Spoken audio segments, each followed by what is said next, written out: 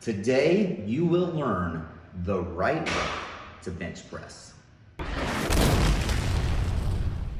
Hello and welcome to Redline Fitness. My name is Thaddeus. Thanks for watching our video today. We'd like to welcome you to subscribe to our YouTube channel and click the notification bell below so you get an alert anytime we post a video.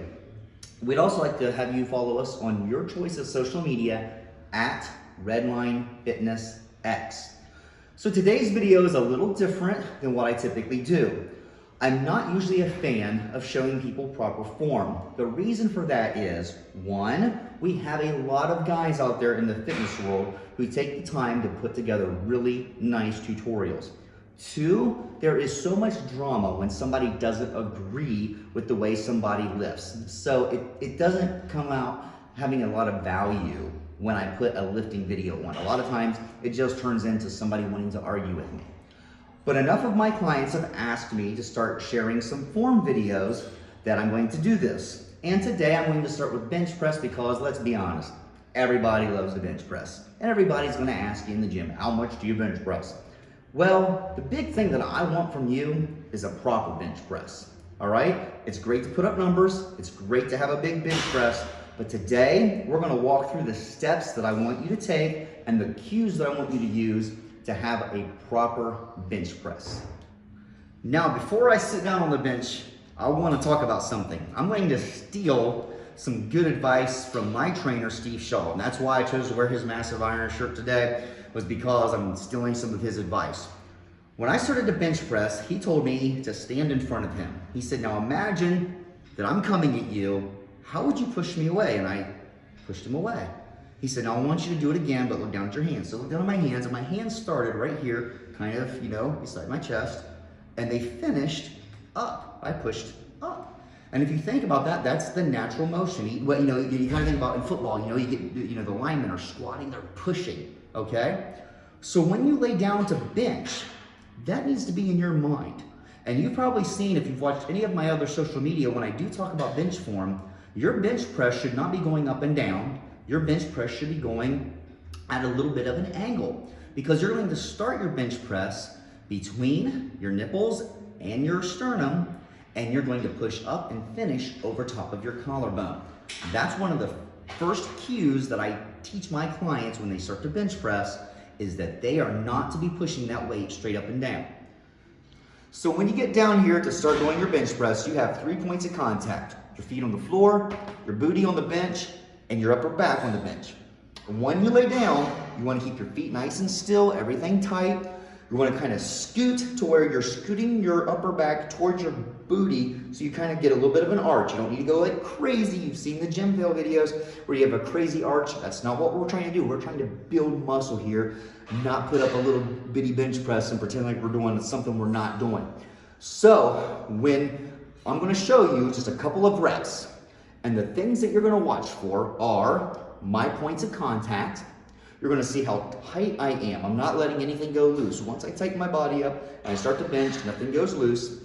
And you're also going to notice that my arms are not flared way out and they're not flared way in, okay? And the final thing you're going to notice, from what I told you before, I'm not going to start here. I'm gonna start down here beside my, beside my chest, and finish right above my collarbone, okay? So first, when I lay down, I do kind of flop back on the bench, all right? It's not the prettiest thing, but then I just take my legs, get a nice, honestly, it makes my quads feel awful. My quads are all nice and tight, and then I just kind of push my back down toward my booty. Now, if I'm doing a lighter weight, I'll go ahead and kind of cheat with my shoulders a little bit. I don't really like you doing this. If you can, get somebody to spot you. And honestly, if somebody spots you and they get that weight out over you, then you don't have to worry about anything between here and here, which a lot of injuries can occur there. But if you don't have somebody to spot you, okay, you can kind of, get everything nice and tight, get the weight out over you, control it down. You don't have to, it doesn't have to come down really slow, control it down, and then good range of motion. Control it down, good range of motion.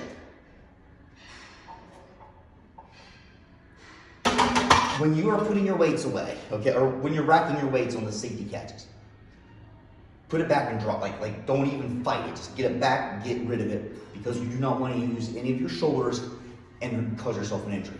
If you have a spotter, your spotter needs to know that when you finish that final rep, they're going to help you back and they're going to control that weight for you so you're not injuring yourself. Now, I know there are a lot of cues that I'm telling you here. A lot of times people think, well, I just lay down and I press the weight. Well, if you do that, chances are really good you're going to hurt yourself. And at the very best, you're just going to not get the strongest that you can because you're not using proper form. So those are your cues. This is my first form video. So be nice, but be honest down in the comment section below. What are some things that you think I maybe left out, or some things you don't agree with, or some things that you really like, something that you learned from this video? Because this is what our channel is all about, is educating people on how to do things the right way so they're not hurting themselves and they're becoming the best version of themselves. Thank you so much for watching our video. We want to help you on your fitness journey, whether it's a weight loss journey, a muscle building journey, whatever part of the journey you're on, we want to help you.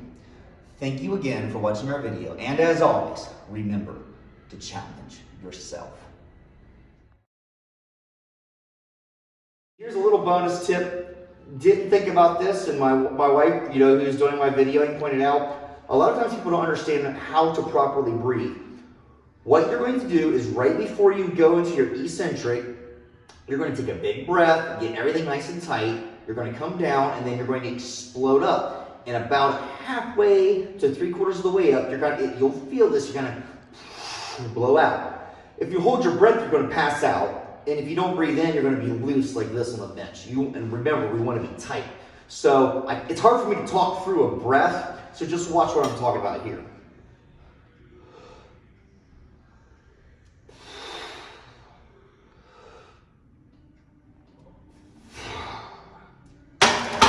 When you take a big breath, your diaphragm actually pushes into your spine and helps keep your body nice and strong. You're going to learn this on your squats and deadlifts for sure. You're going to want to use that in your overhead press, but you're also going to use that on your bench press. So there's a little bonus tip. It's weird doing a tip from my back, but there's a bonus tip on proper breathing through the bench press.